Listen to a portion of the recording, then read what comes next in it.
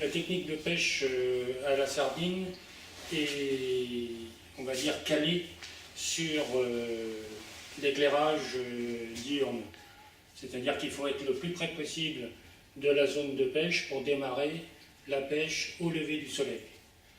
Donc ça a obligé les pêcheurs à dormir éventuellement à bord de leurs embarcations et pour se protéger des embruns, voire de la pluie, à ce moment-là, ils avaient coutume de baisser les mâts, d'enlever les mâts du bateau, de les allonger dans le sens de la longueur et de mettre les voiles par-dessus, comme une tente, on appelait ça la cabanée, ce qui leur permettait de dormir à l'abri. Pour se rendre sur la zone de pêche, on y va à la voile, et lorsqu'on est sur la zone de pêche, il faut avancer à une vitesse beaucoup moindre, donc on affale les voiles et on avance à ce moment-là à l'aviron. D'une façon générale, il y a 4 hommes à bord, le patron qui est à l'arrière et qui dirige la pêche, et 3 hommes qui sont aux avirons. Dans les cas où on se rapproche des côtes, à cause des écueils et des risques de naufrage, à ce moment-là, on embarque un 5e dans l'équipage. Pour choisir la zone de pêche, les patrons pêcheurs se fient éventuellement à la présence de fous de bassin qui plongent pour manger de la sardine. Dans le cas où les oiseaux ne sont pas présents, il y a une autre technique qui permet de présumer de la présence éventuelle ou non de sardines, c'est de penser à ce que les sardines mangent dans le milieu naturel. Elles mangent du zooplancton, du plancton animal, des œufs, ou, pour simplifier, on va dire des mini-crevettes, des petits crustacés microscopiques.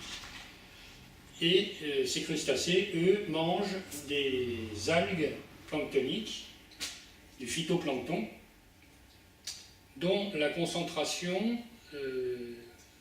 lorsqu'elle est importante, empêche les rayons du soleil de descendre profondément sous la surface de la mer.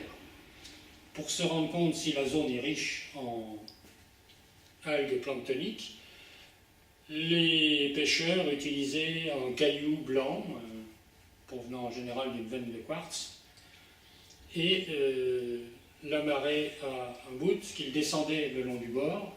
Lorsque le caillou, la tache blanche, disparaissait vers 4, 5, 6 mètres de fond, ils savaient que la nourriture potentielle de la sardine était présente et que donc il y avait des chances pour que la sardine soit là.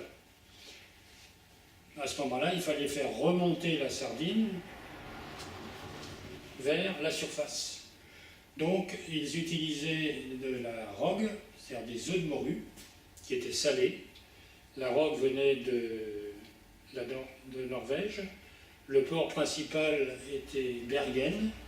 Et des négociants achetaient cette rogue en fût, par bateau entier éventuellement, suivant leurs moyens financiers, et revendaient la rogue aux pêcheurs. Si la sardine était présente, elle arrivait en surface, et à ce moment-là, on pouvait tendre les filets, qui étaient des filets droits, tenus à la surface par des flotteurs en liège, et qui restaient verticaux, car il y avait des olives de plomb à la base pour le tendre parfaitement.